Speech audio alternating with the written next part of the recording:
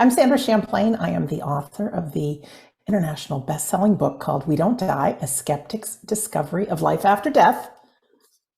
Show you. That's it. Also, I am a podcast host of actually 2 podcasts. Back in 2014, I started We Don't Die Radio, which is now up to, it's close to 400 episodes, which is quite a bit. And then almost 2 years ago, I got asked by iHeartRadio to create a podcast through their network, and it's called Shades of the Afterlife. So now I am approaching 93 episodes of that. A little different. We Don't Die Radio is just like we're doing it now, just talking to one person, whereas Shades of the Afterlife can be a bit of all kinds of subjects, related to the afterlife. And also there's some commercial breaks and things, but it gets to a larger audience, and I'm so grateful. So I do that, and then I run all kinds of online classes, psychic, mediumship, trance in the altered states. We do a weekly Sunday gathering, which is a non-denominational spiritual service. And at the end of each one, we have a mediumship demonstration. So it's free and it's wonderful.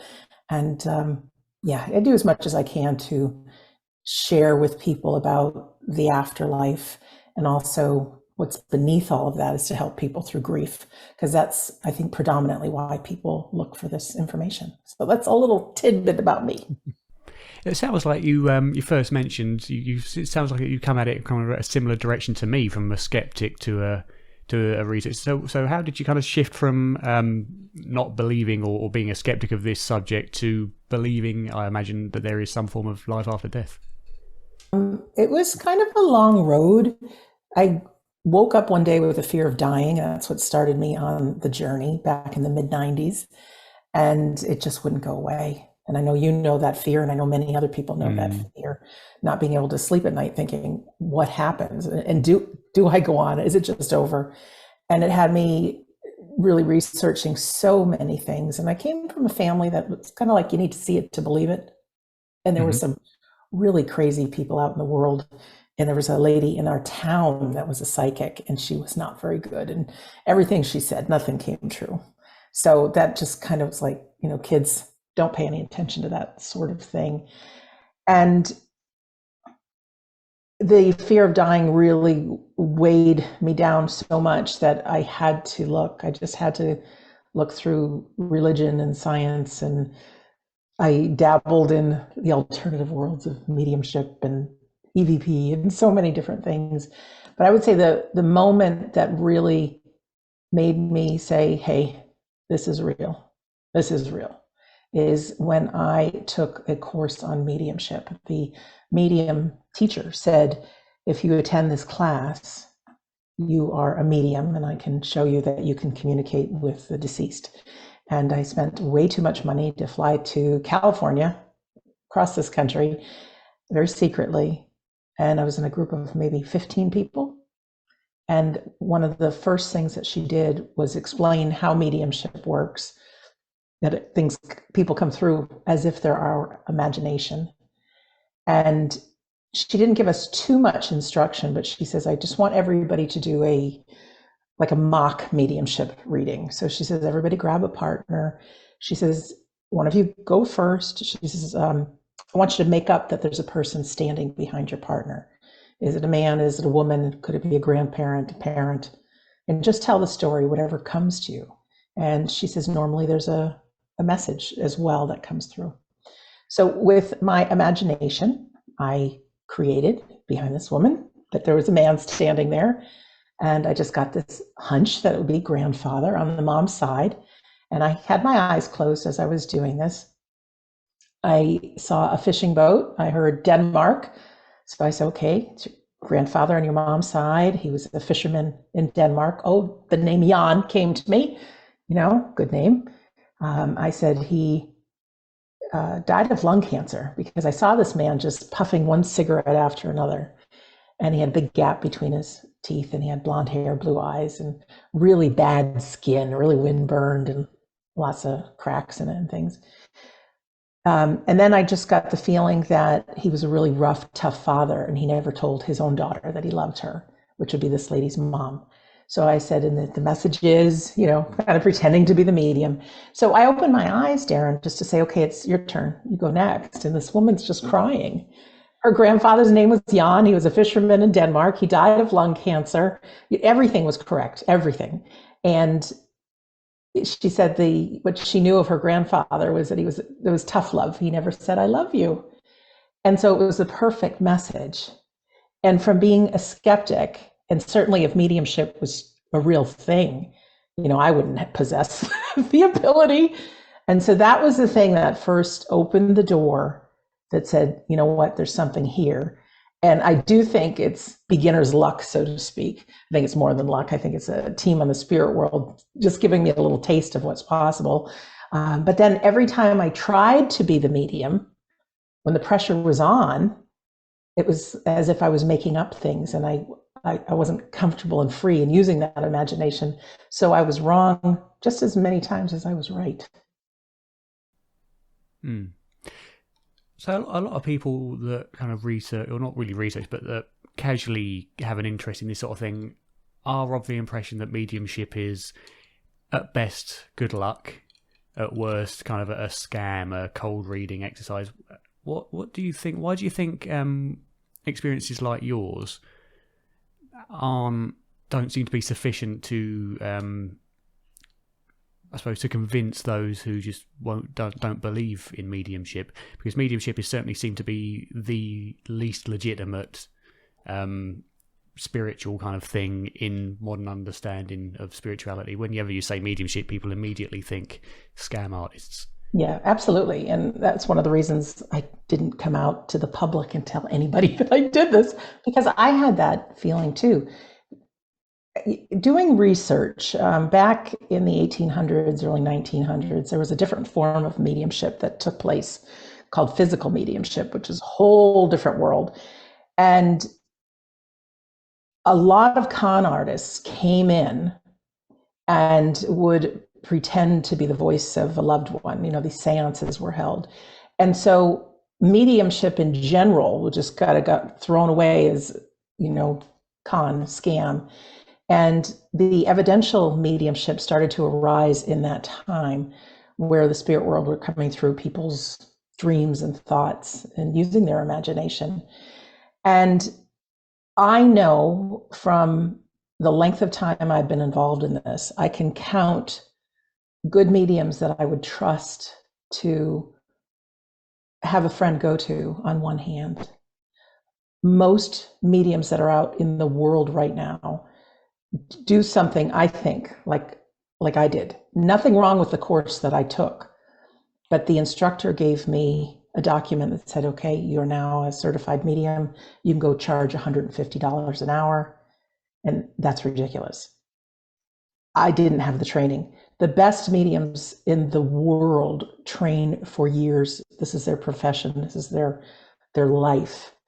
And it's many, many, many, many years before they work one-on-one with a person. So I think the quality of mediumship that we have in the world right now is poor. Most of it is very poor.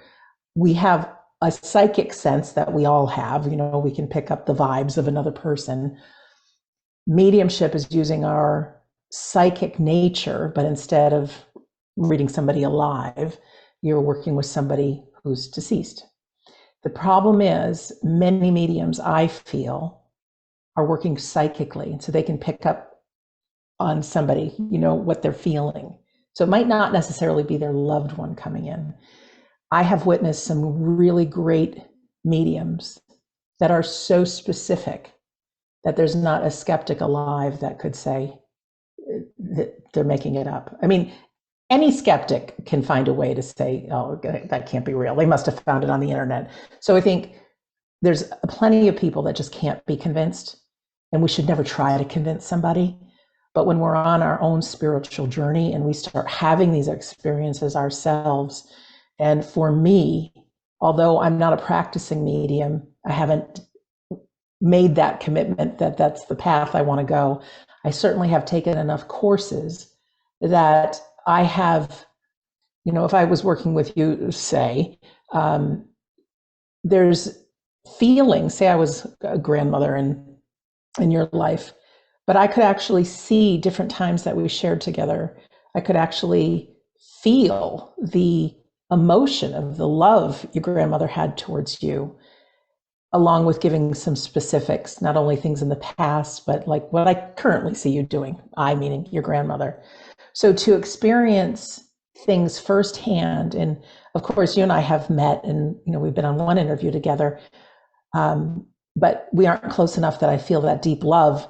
But all of a sudden now, sharing shared memories and experiences, and maybe what I saw you have for breakfast, and having that deep love for you, there's no way of convincing me that that's not real. And then you have a number of these experiences, and it's like, that's the real thing. But we can never, ever, and I've done this, try to push this on people and try to convince people you can't. There's always going to be a battle, and it's a personal journey. And I think when we do have the fear of dying, or if we have a loved one who departs this earth, or the older we get, we start asking these big questions. And then through our journeys, we can find out what's true for ourselves. And the kind of the subjective experiencing it for oneself is certainly very important for one's own kind of, I suppose, proof of the legitimacy of mediumship. However, there are studies done for the more kind of scientifically minded, like the Julie Byshell Winbridge Institute studies and others, but they, for some reason, don't seem to kind of hit hard on the scientific community. I remember speaking to a friend of mine who I haven't met many times, but he's a good guy, and I said to him, have a look at these scientific papers done on mediumship, and he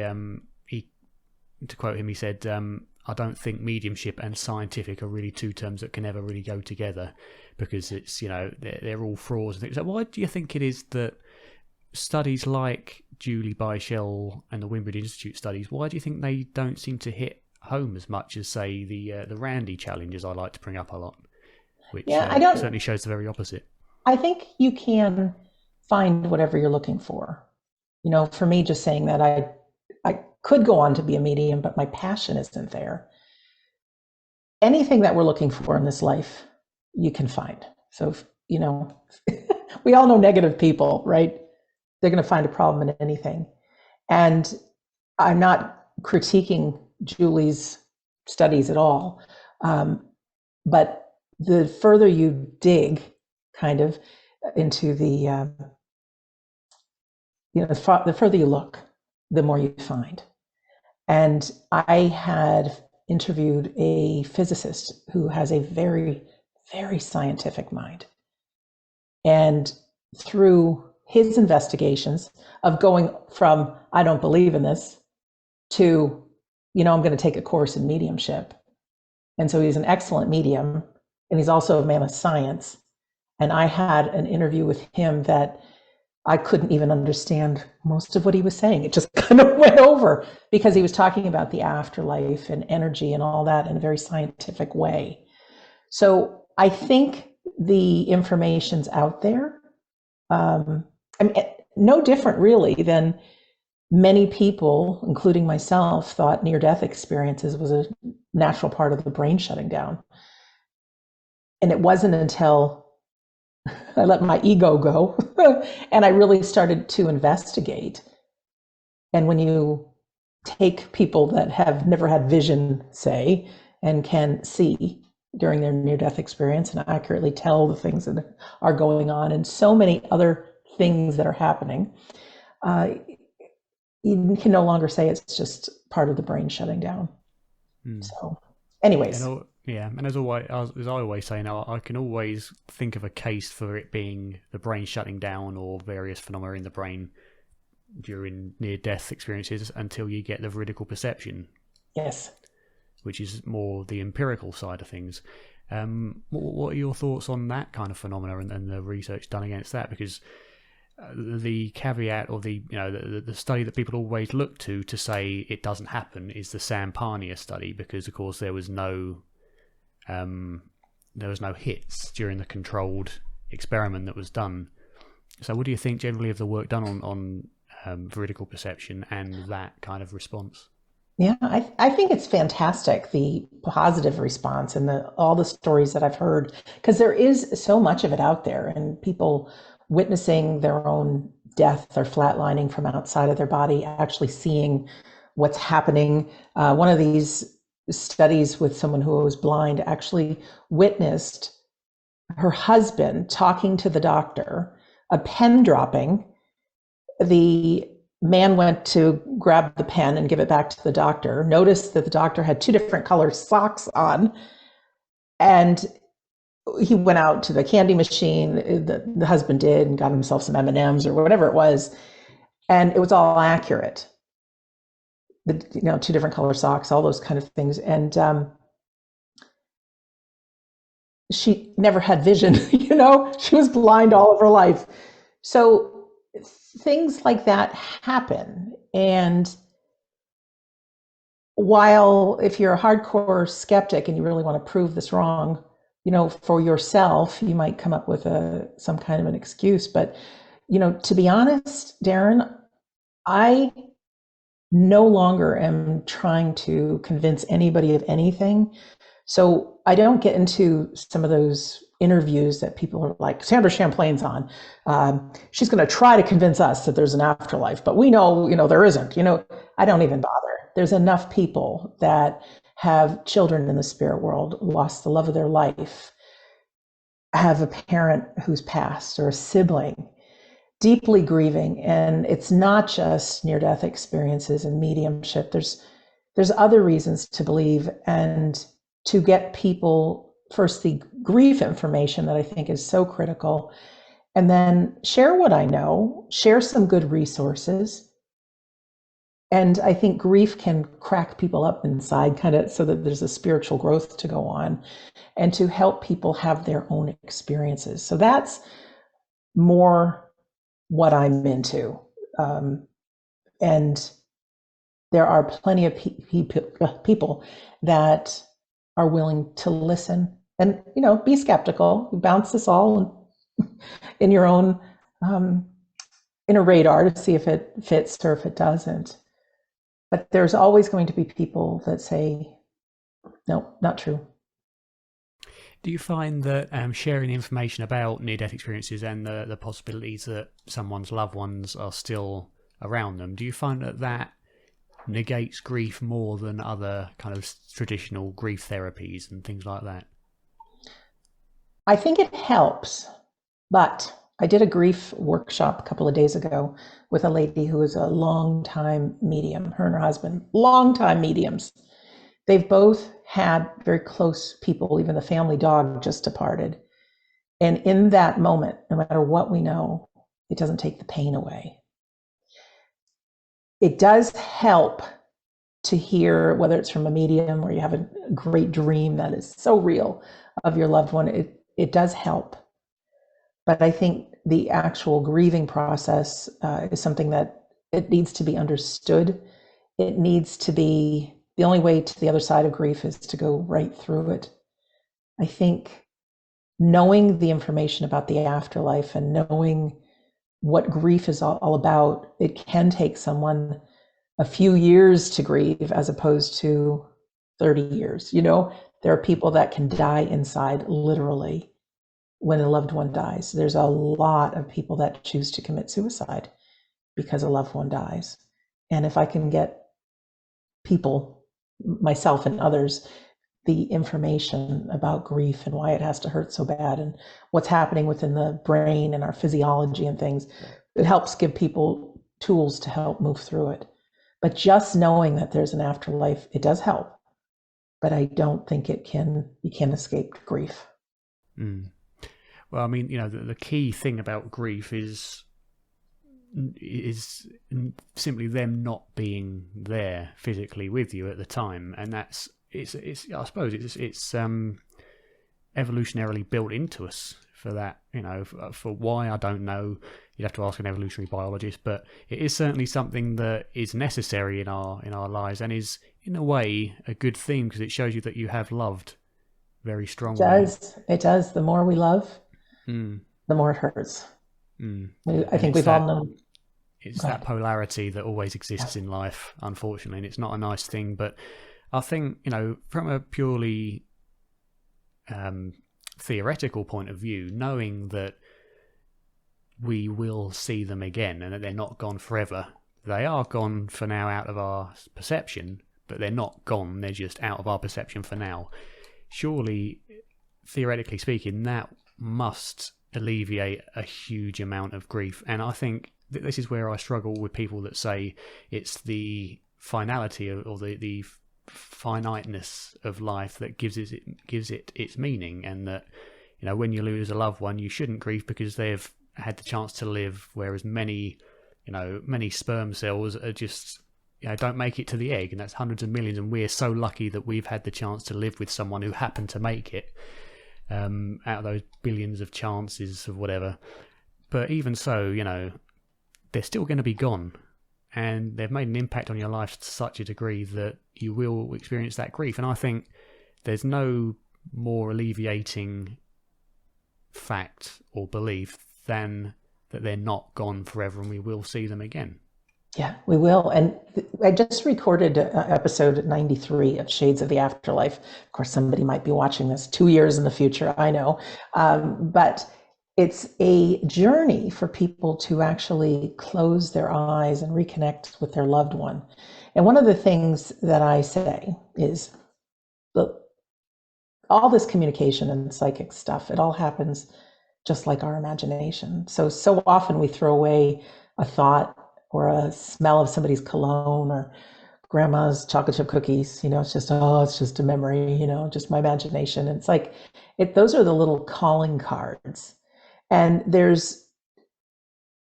first of all, it's mind-boggling that we even exist, you know, human beings on this one little planet hurling around through an ever-expanding universe. Crazy. And as amazing as our outer universe is, our inner universe is just as crazy. When you get down to the atoms within us, all we are is vibrating energy. To me, that's mind-blowing. So if that's possible, and it's possible that our mobile phones can connect anywhere around the world, picking up any information that exists thus far, why can't we tap in the same way? You know, so you can't fight this battle too long without, you know, looking at the bigger picture and thinking, well, you know what, anything and actually everything is possible.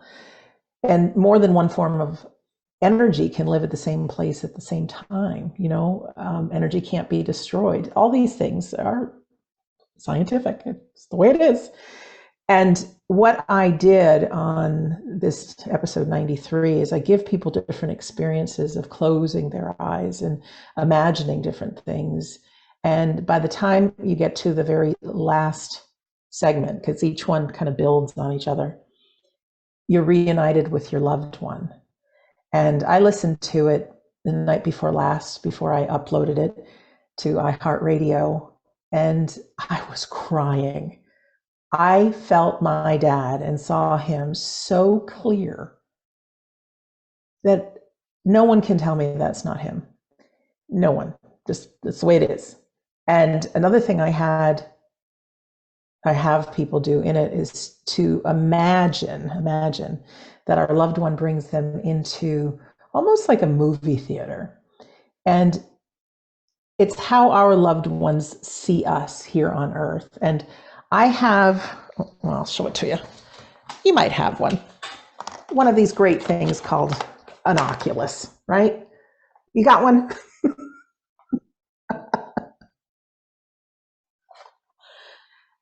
So fantastic. Every morning I put this on.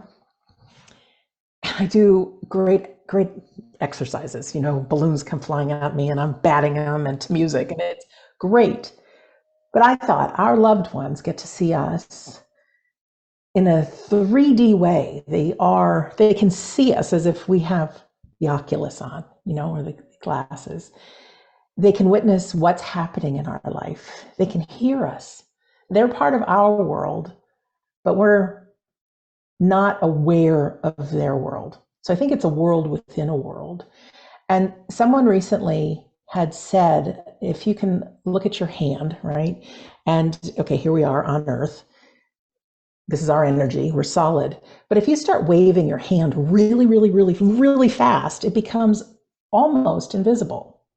And they said that if we can look at that as far as energy, we're a lower, denser form of energy, and they vibrate a little faster where they are. And so when we can quiet our minds and have the loving intention to connect, and quieting our mind is one of the hardest things to do. And the more you try, the worse it gets. Some days are easier, but for them on their side to be able to slow down, and through mediumship or doing a guided meditation of sorts, it's kind of like you can meet in between. Now, is it really them? Is it all them? I say it can start off being maybe 99% Sandra, 1% spirit world. But the more we practice and the more we are aware and in the present moment, the more signs you'll get, the more just aware you'll be. And in that present moment is not only where mediumship happens, it's where your gut instinct and the good psychic things happen. I mean, everybody has had some kind of a psychic experience. They have. Everyone has of some sort. It's just whether you recognize it for what it is or not. Correct. Or, this gut instinct. So as time goes on, and as, to have that experience, to be able to be with your loved one, would it heal someone's grief at that moment? I think it would make people feel a whole lot better and give them that understanding that, they're still around and you're going to see them again. You've heard it too, that there's no time on the other side. Our lifetime here is just a blink of an eye to them. Yeah. And I suppose not just that you will see them again in time, but that you can actively work to communicate with them, now, really. Yes, absolutely. Absolutely. Even holding a picture of your loved one and just keeping them alive, talking to them. There's inspired writing that you can do, where if you get yourself in the present moment and you start writing, even if you have questions, and all of a sudden these answers come back. Again, it could be 99% you, 1% them, but the more you practice, the more this relationship continues. There's a wonderful man called Stephen Simon who created the movie What Dreams May Come with Robin Williams. And he has that relationship with his wife. He feels her love. There's times where she wants to talk and he writes. And he says, there's not a single person that's going to convince me that that's my imagination. The heart just knows. So that's possible. Mm-hmm. So what do you find that your work with your podcast and the interview of guests you've had has kind of strengthened your belief in an afterlife, or do you think that your experiences with mediumship and other phenomena personally have been the most influential to you? Oh, it's all of the above. It really is. I still fall into the trap of being human. So when I wake up, I'm not Sandra, author, podcast person. I'm Sandra that looks in the mirror and it's getting older and, oh, geez, all the things I have to do. I'm still very much human. And having interviews, being able to talk to great people like yourself, reading, I still read. And then weekly, I'm on several of the courses that we have. All of those things just really strengthen me and give me a good shot in the arm to keep on going. And I get letters from emails from listeners and from readers about the difference my work has made in their life. I mean, you've seen things under our YouTube video when I interviewed you.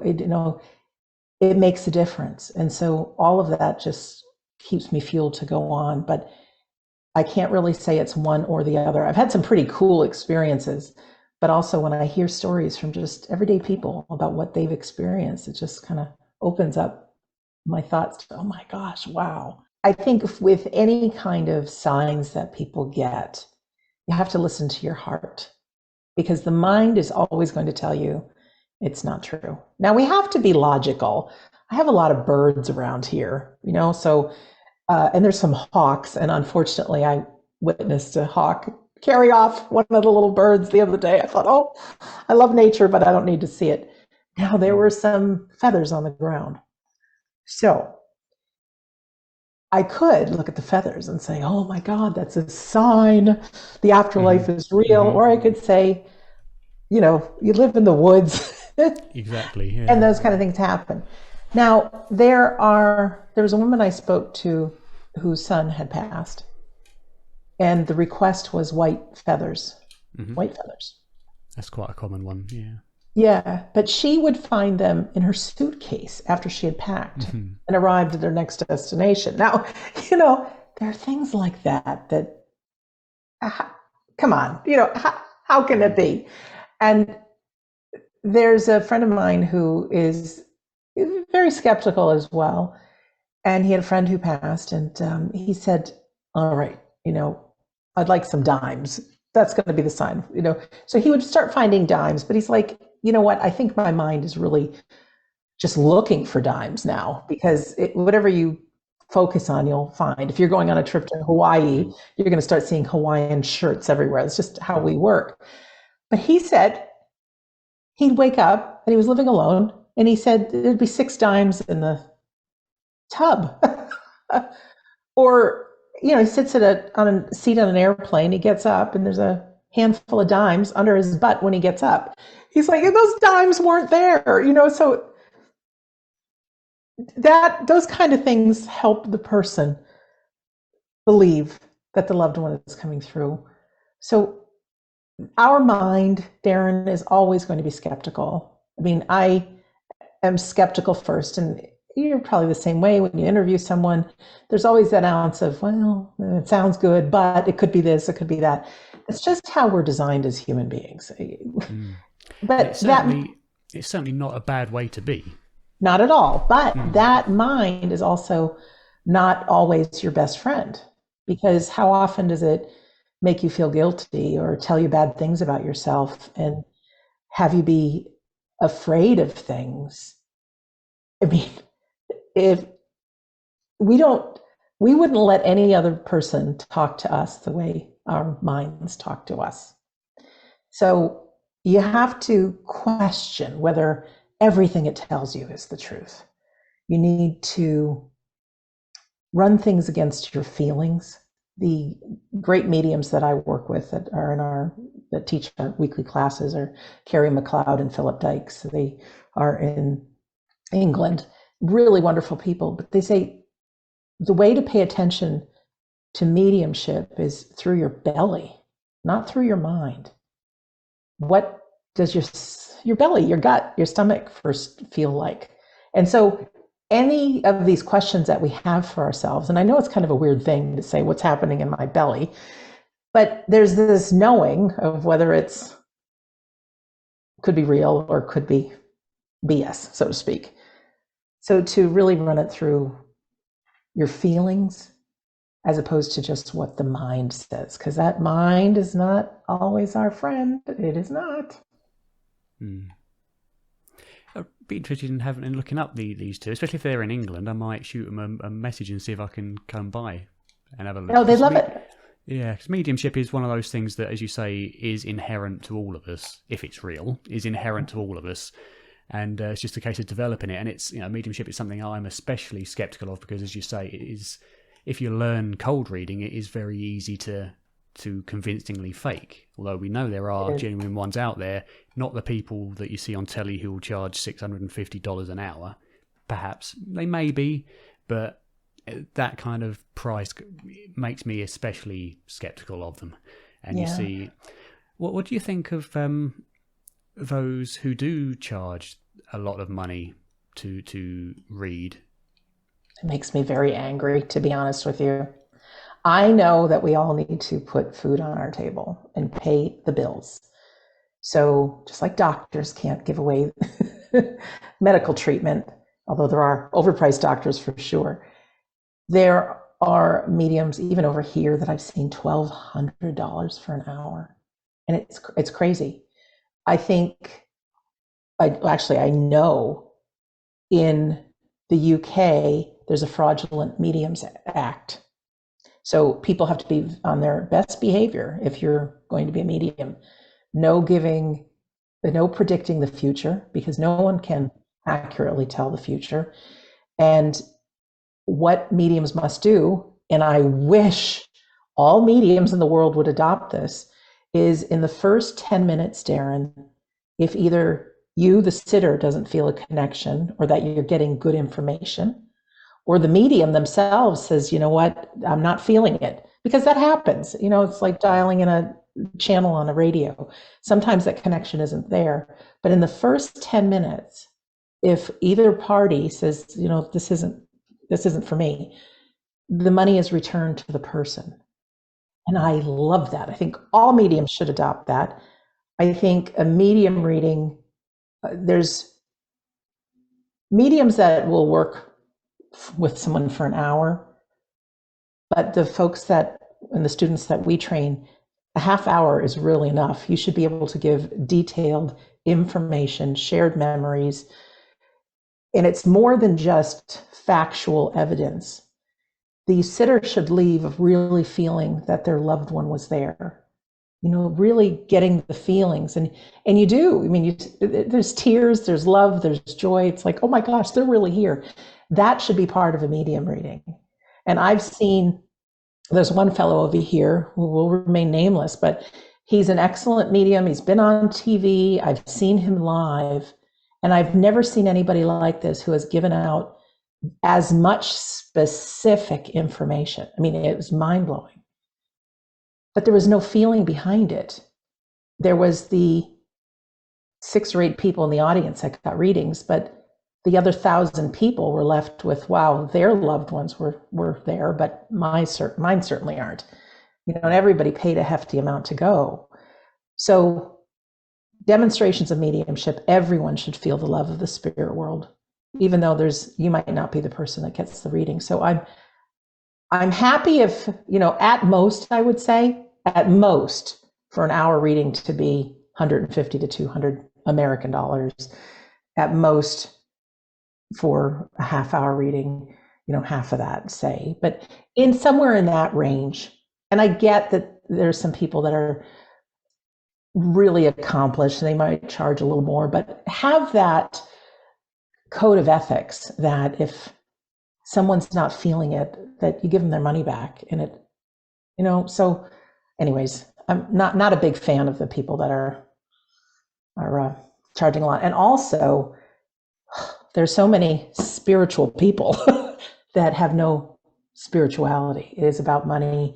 It is about the big ego. It is about fame. And, that's tough. I don't think mediums know that they can be better than they are.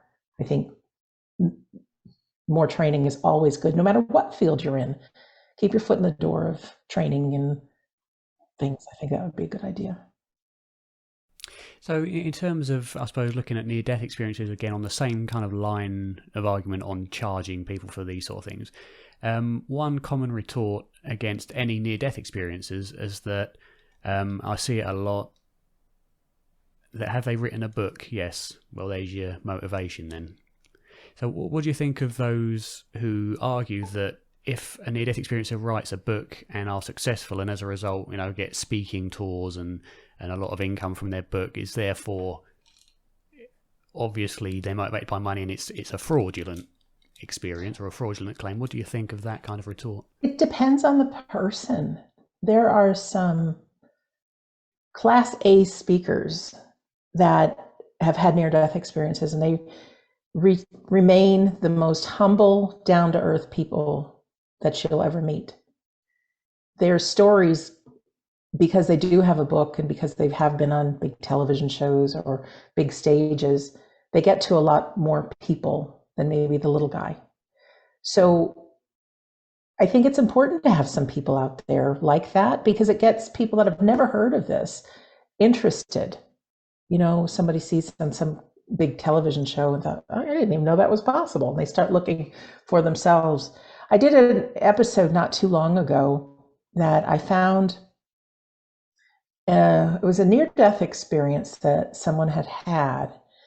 And I looked below it on YouTube in the comment section, and it was chock full with people who have no books that wanted to share their near-death experience, or they wanted to share their story just before their loved one died, how all of a sudden their pets showed up. They're reaching up. They say, oh, your dad's here, who's dead. I need to pack my bag, get my bag. He's here for me. There are so many stories that people write beneath these videos on YouTube about their own experiences. And if you don't want to believe someone who might have told their story one too many times and has the big book, do some research of just reading these stories, because you'll think, oh my gosh, I mean, they're precious. So I had to do a whole episode just on these very short couple sentences sometimes that people wrote about what they witnessed, either through near-death experience or when a loved one died. And the whole episode was just on maybe a fifth of the comments that were beneath one video. So there's lots of people who want to tell their story. They have no idea how to write a book, or maybe it wasn't even a really big thing, but for them it was. It was enough to give them faith that we go on. And so many people with these deathbed visitations, if you want to call it that, there's people that are deceased that they see that they didn't even know they had died, because the family didn't want to upset them when they were in hospice to say, your brother died. So they don't tell them, but the brother's right there, and he's like, oh, Joe, and he reaches out his hand and he's smiling, and next thing you know, he's gone. I mean, those stories are amazing. They are, yeah, Peakindarian experiences.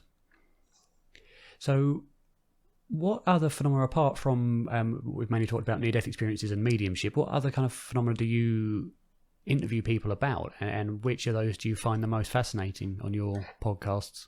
Yeah, the top most fascinating right now is a gal named Sonia Rinaldi. She is. Oh, yes, I've spoken with her. Yeah, she's my number one. We just produced a movie on her, and her story is just precious. I mean, for over 30 years, she's been involved in this, and her husband had passed, and she had heard about people that record these electronic voice phenomena. And she started instrumental trance communication, and just a lovely lady. And the time I had first heard of her was, I think, 2002 or 2005, somewhere back there, when I was doing my research. And I always heard about this woman in Brazil who would have a parent be with her and do a recording, have them talk as if the child was really there. And then when they played back the recording, the child's voice was there talking to the parent. And now she is recording pictures and images of people in the afterlife. I mean, it's mind-blowing. And one of the best gifts I ever got was I've seen plenty of these pictures, and I'm in awe, blown away. But I said to my dad, if you can find this lady in Brazil and get your face, however she does it, on one of these images. And she had never seen a picture of my dad, and she sent me a file of unknown people, to just nice people that come through, but we don't know who they are. And lo and behold, there was a picture of my dad, just like he looked in the Air Force. And I've got a picture similar, and the picture that she's got, the trans image, he's looking off to the side, and he's in his mid-20s.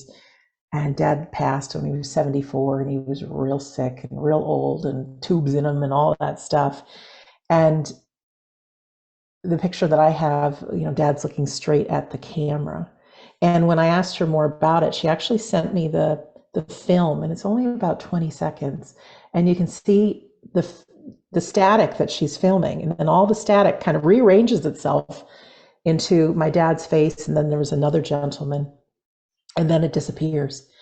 And when my aunt looked at it, she's like, that's not only my brother, but that's my uncle. She recognized the other guy. And it's amazing. So I love hearing stories about that. I've had plenty of my own experience recording electronic voice phenomena that I know it's real, but I also know that our minds can make up that certain sounds sound like a word, so I'm hesitant on that. If you get a very loud, clear that everybody can understand and hear, that's one thing. So I love those kind of that kind of topic because it's something that I don't really know too much about. And then on Fridays, I work with a gentleman who's a trance medium, and I really didn't know about the world of physical and trance mediumship until I ventured across the pond there and went to what was called the Banyan Retreat Center. And they're no longer a retreat center, but the guys still do a lot of things online, which is wonderful. But I saw this gentleman, Scott Milligan, and he had his eyes closed. I really wasn't sure what was happening. And a few songs were played, and I got a good taste of Scott's personality. He's just a fun-loving, great guy. And then after the few songs played, out of his mouth, this other voice came out. And it's a man that had lived and passed at the end of the 1800s named Eric Johnston. And he would answer any question about anything, never missing a beat, all with pure love, filled with comfort, filled with inspiration. And I got goosebumps, experiencing this. And I thought, there's no way this guy is making this up. It didn't cost very much money to go to this retreat. I mean, there's just no reason this would be a scam. Well, when COVID hit in March of 2020, myself, Scott, Carrie, and Phil, we were all left without incomes. I lost my catering business that I had for over 30 years. So we had to think quick just so we could, pay the bills. And so we started doing things online, these different courses. Well, every Friday, we have a donation only. People can come for free if they'd like. But Scott Milligan will lead us into what's called sitting for healing. So we can send healing thoughts out and receive at the same time. And everybody's got their eyes closed. Well, he'll keep his eyes closed and listen to the music. And next thing you know, out will come the booming voice of this Eric. And every Friday for the past now almost 2.5 years, I've been the moderator talking to Eric. People will ask their questions in the Zoom room, and I will unmute them so they can ask directly. And we have had the most mind-blowingly wonderful conversations about life, death, the afterlife, how things work, being human. This gentleman never misses a beat, Darren. Never, never, never, never, never, never. He says he works with a team of people, so it's his voice that just represents many. And he talks about life and the afterlife and helping people through grief. And it's amazing, So yeah, the skeptic can totally say that, this is just this guy putting on the voice. But, why would anybody do this for free for so long? He gets nothing out of doing any kind of con. And as in any relationship, when you get to know somebody, I spend an hour and a half every Friday with talking to this Eric, and he's the real deal. He's the real deal. It's amazing. So I find so much comfort on a weekly basis by attending the Fridays. Sundays, we've got our free Sunday gathering, which there's so much inspiration and music videos, and there's always a topic that is motivating. And then at the end, there's a medium demonstration. So you can actually witness people, and if maybe even you get a reading that your loved ones are around, and everyone in the audience feels that, their loved ones come, and there's specific information too. It's not this grandmother, she died, she liked to bake cookies. No. It's got to be specific or it doesn't work. So I'm really happy with being me and being able to experience all this, because it just makes me want to share and keep doing my interviews and my podcasts, because you never know who's listening, and you never know that one person that the words are going to make a difference for. Some of your listeners and viewers might listen to my stuff. They may not, some people want things more detailed than maybe I offer, maybe, who knows? But I can get the ball rolling. I can get people interested. And if people are really interested in ITC or EVP or mediumship or deathbed visitations or whatever that may be, I could just maybe introduce them to it. And then, it's for each one of us to go research these things for ourselves, whatever you're passionate about, to get your own answers. I would just say for anyone who's interested in the afterlife because you've had a loved one pass, I offer a free copy of my book because not very few people talk about grief, and they talk about what you're going to experience, why it has to hurt so bad. I mean, our brain chemistry changes. We lose a lot of healthy neurotransmitters that run our system. And so there can be anger and uncontrollable tears and loss of memory and really weird communications with loved ones and people seeing things from different ways and a lot of fighting and really can be some deep, dark depression. You can be in a brain that never stays quiet and, start thinking you're better off not being here. I mean, there's a whole world of things that happen during grief because of an unhealthy brain. And your brain is trying to readjust itself to a new reality. So I give some tools like being in the present moment, being outside, talking to other people, journaling. There's so much more, exercise, different things that we can do to help our system become whole again. So if anyone wants a copy of my book, if you go to WeDon'tDie.com, you click on the store page, find the audiobook, We Don't Die, A Skeptic's Discovery of Life After Death. It's down midway. Use coupon code FREE. You can either listen chapter by chapter, or there's a PDF in there also that you can read the book. I think it's important to understand what it is you're feeling, what is going through. And then, yes, by all means, come listen to a podcast or come join our Sunday gathering. I'll give you everything that I've got to let you know that your loved ones are still around. So I think that would be it. Okay, brilliant. So where can people find you and contact you if they have any questions? WeDon'tDie.com is the website, and then I am Sandra Champlain at gmail.com.